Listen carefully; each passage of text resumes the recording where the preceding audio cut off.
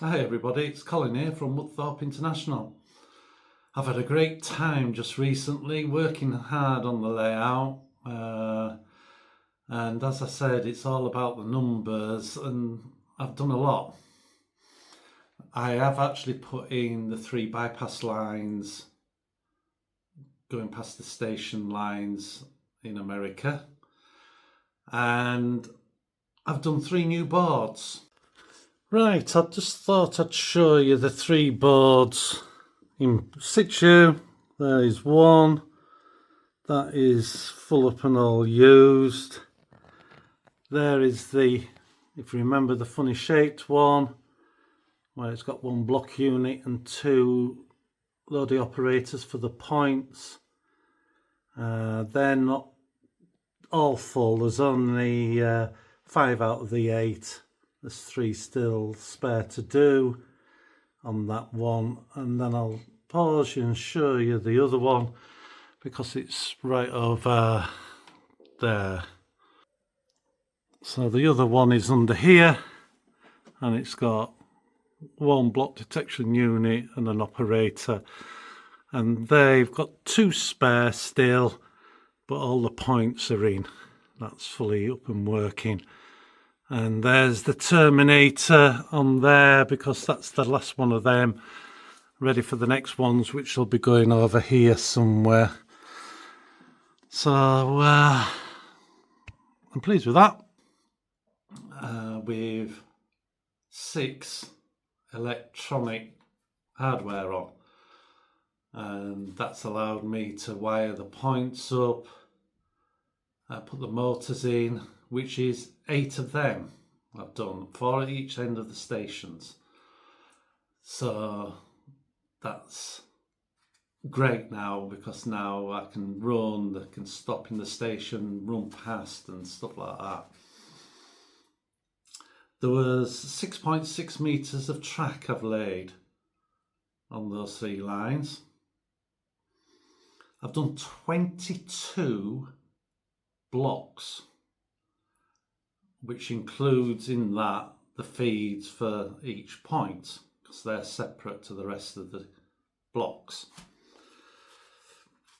I programmed in 3 trains into iTrain and done the speed measuring, one of which is a new train, but it was a body what was specially sprayed to look like the livery is, and I had to get the engine itself for Gemma so she could put the body on.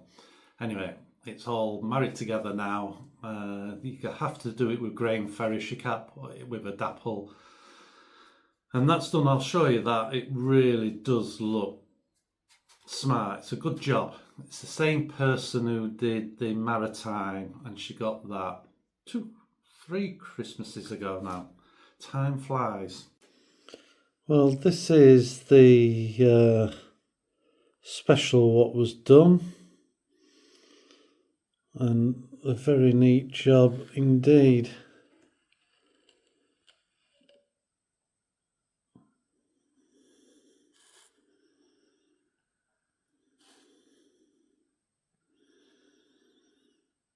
So we've had the body for just over a year because it was a year last Christmas when she had it bought for her, and I just hadn't got round to buying her engine, and I found an engine at a good price, brand new. So you just take the body off the old one and slide that on, and it's the same with the one she got the year before that. So it was done by the same person. Very pleasing, it runs excellent, as you will see. I programmed in 23 wagons into iTrain, and those are running. You have to just put what they are, the measurement. So because you have locos, and when you add wagons or coaches, it makes a train. And the train then comes the length of it. So a train might be 150 mil, and you might put on 10 100 mil wagons, and iTrain just adds it all up to make the figure, which would be 1,150, and then it knows where to stop it, what clearance it's got behind, and all this lot. And then it would then, if it was a loco just at the front, like a Class 66, it would, if it went backwards, it would do it in shunt mode, because it knows the driver can't see right at the front and stuff like that. So it's all very clever stuff. And the other thing I've done is I've had to make 7 more Ethernet cables, so the actual hardware talks to each other, and I just make them to the length I want and add them on as I need them. So we've got English stuff running today, even though it's in America, but it's all English. They're running on the right side of the road, not like when all 4 layouts are done and England comes to visit any of the other 3 countries. English stock will have to run on the wrong side of the road in their country, because it's their country and the signals will be facing the other way. But just for this little running session, we've got 7 trains altogether running on the 2 circuits. So that'll be a bit of fun, and I'm going to do it on the tripod and move it about, filming different places and stuff. Just due to, so I don't wobble about. The next video is going to show where I've made it's not a mistake, call it a mistake, I don't mind admitting to it. I did something wrong basically, and I'll explain it all, but I will show you the way I'm going to get over it. It's just all down to doing the wiring basically, but I'll tell you that in the next video, and it won't be long until that comes out. But something has happened from me getting everything ready, as in making sure everything works. iTrain is seeing everything because you've got to tell it and stuff like that. But basically, I tested the line with 3 engines on, and it worked. Then I tested the 4 line, and eventually I got it to work. But then the 3rd line wasn't working, and it wasn't an iTrain issue. You could say it's just it's a bit of movement in the track basically, and I'll show you what it was. iTrain was trying to tell me, because it wouldn't run a train past it, which I find quite interesting, and I'll explain why I find it quite interesting. But it knew there was an issue, which is quite clever of it. The only thing it didn't do, it showed me and did an action, as in it wouldn't go past the point, but it didn't tell me what it was. You could say that'd be quite handy, but there'd be so many issues in track work, electronics, it would have to be an endless library of information. But at least it tried, can't fault that. But eventually I worked it out. So I'll show you that, and then we'll have some running, nice bit of running. Right, the problem, just apologise for any noise you can hear tapping, because there's a bird on the roof of the shed. But the problem was, the train would stop here, and iTrain couldn't get it to go past in automated mode, or if I dragged the train on iTrain, the screen, and dragged it to that block, it wouldn't go past it. Now the problem actually was, and I worked it out, I checked everything on iTrain and it wasn't doing it, but what had happened was that track had touched this frog. Now, in straight on mode, the polarity was right. But iTrain was telling me, because basically when a train goes into, say, this block here, that is a block, but it doesn't light up until the train hits it. And the running number of the train then lights up in the red box. But what was happening was, the moment the train hit this block, which starts here, that was lighting up the point saying the train was on it, which isn't right. And then the train would stop here and wouldn't go any further. And I could manually drive it past, but I couldn't do it the other way. Anyway, I decided, well, I'll change the point by iTrain. And what happened was, my handset, and if you see on that screen there, that little green line in the middle between the red and the blue disappeared.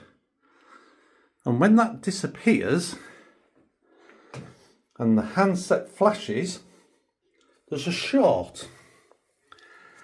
Because when I changed the point, it was changing the polarity of the frog and shorting, because that doesn't change that polarity. You know, that, say if that's the blue wire, it was changing it to the green wire. And I thought, it's that. So I just got my pliers and just pushed the track this way to make the gap again. And everything worked fine after that. I even checked, because my motor's under there, to see if it was something to do with that, and it wasn't. And how I'd worked it out also, I took the polarity wires off what go to the frog, the power feeds, and I changed them. And while it was this way, it fused when I swapped the wires about. So I knew the wires were right.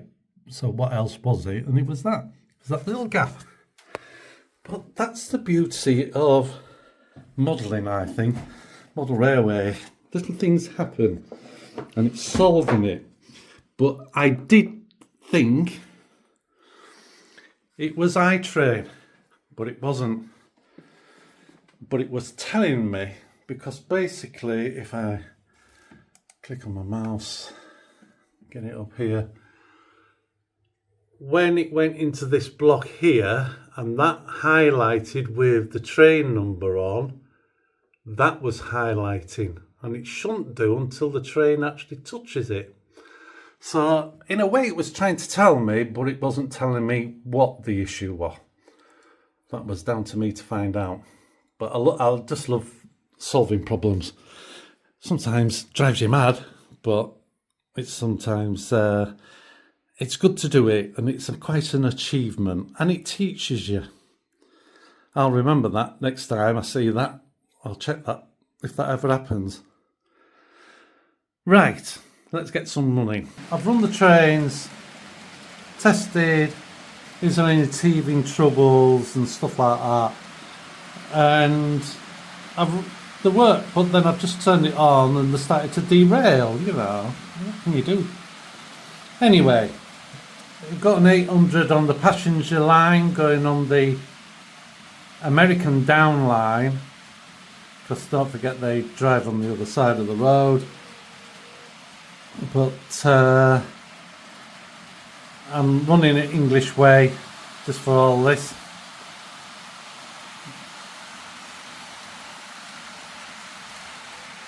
So hopefully it'll run all okay. And then I'll move camera about and you can see them from different ways.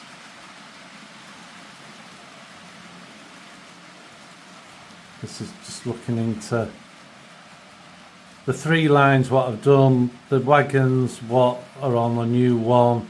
Wagons can only go on that line, the middle line of those three can take passengers and cargo, and then the nearest line to us of the three, that takes passengers, and the one nearest to that with the gap in between, that also is a passenger line only, and the other one is cargo. At the moment they're all set to stop, but I can alter it so cargo can run through, or maybe 25% chance they'll stop in the siding, but we'll see. And I've deactivated the helix, so none of the trains can go down towards Japan, so they'll just stay up here. But it's nice to have some English stuff running for a change. These wagons here, some of the ones what I've put on onto iTrain, so they're in the library.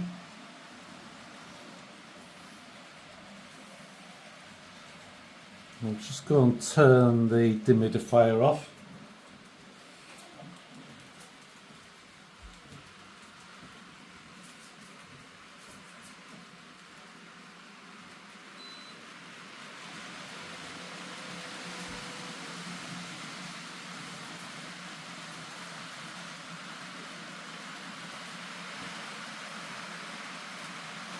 Just turn that off so it doesn't hum in the background. And for some reason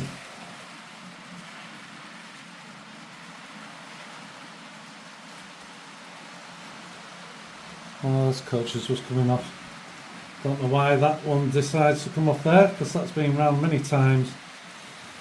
Maybe once turning around, sometimes bogies go better the other way. I'll put it on the end. I'll have to have a look at that.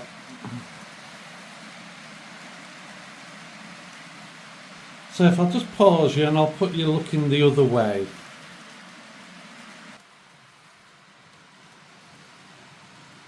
So that's looking the opposite way, where the Class 66 is, which you can hardly see, just turning the corner, going in this bottom right hand corner.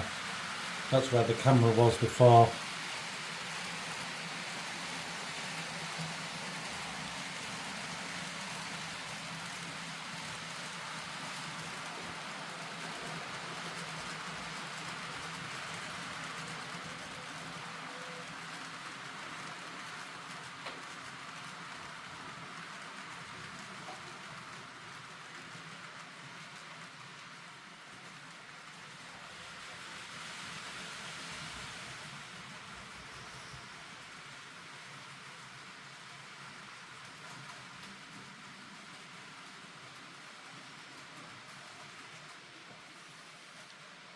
Move you again.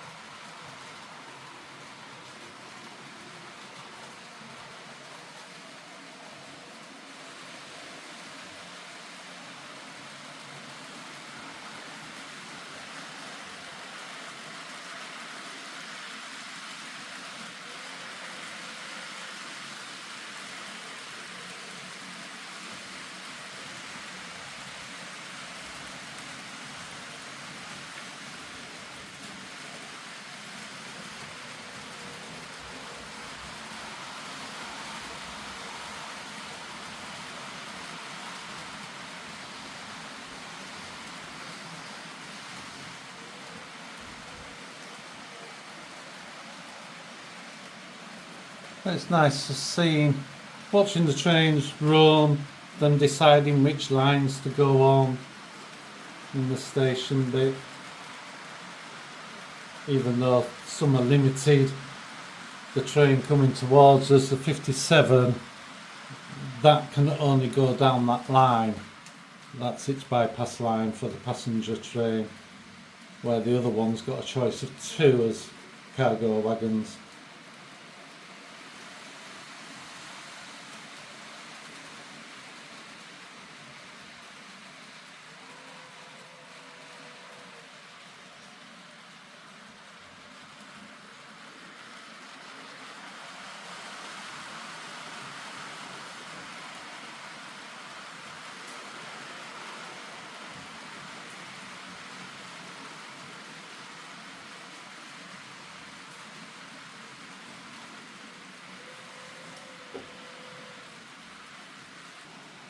Right, I've just moved you to here just to watch the trains go over the bridge, just to finish off with.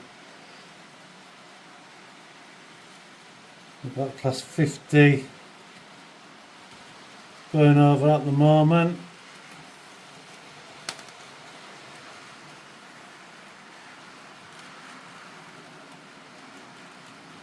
It's on a speed restriction on the bridge, but there is a train in the next block, so it's not going the 35 mile an hour it could do, it's just going slower, maybe to stop, unless the train clears. And it is now clear, so it would actually keep going. But I'll pause it so you don't have to just look at the bridge. Oh, there's a train on it, 800's on it.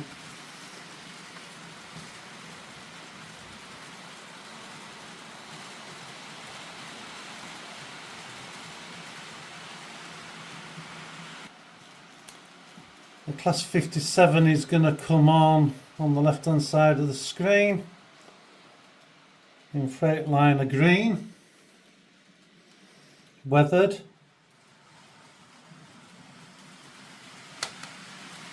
I like those wagons, and those wagons are, as you can see, not very long, but they're very heavy.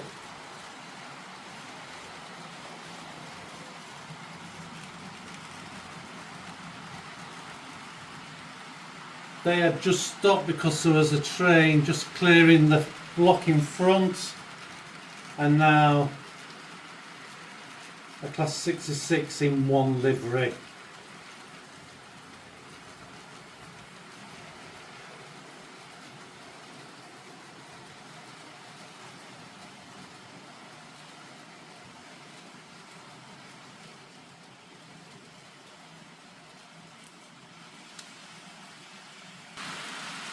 Now I have a class 66 in the orange livery. I don't know if you've seen this already.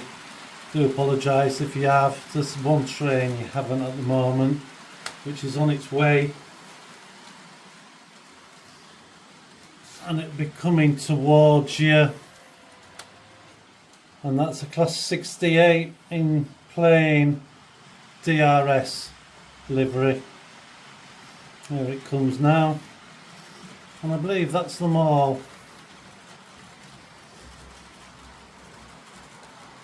And there's trains running underneath the camera, so I apologise about the noise, and I hope you can hear me.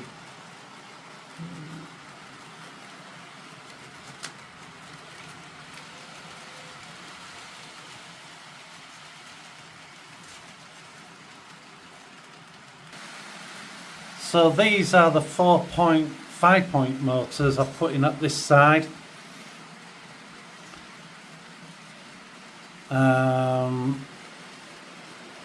All set up, as you've heard them work and stuff. I think this one has a fault when it goes on the other track. One of the EWS wagons comes off. I'm going to have to look at that. I noticed at one point one of the wheels were in the set right. And then I'll just put you down there. Those are the 5 lines. This one is a new one, and those 2 are the new ones I put in.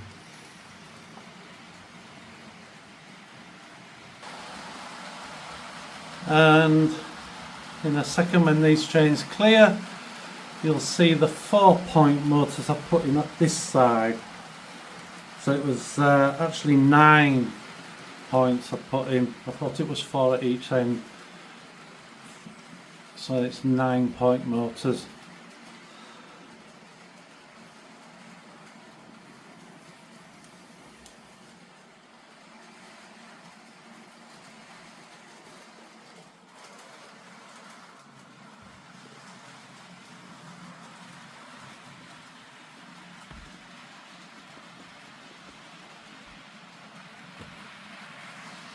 So just watching this one go out of the passing line,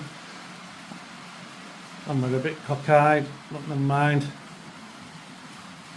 I hope you enjoyed that bit of running and what I've been up to.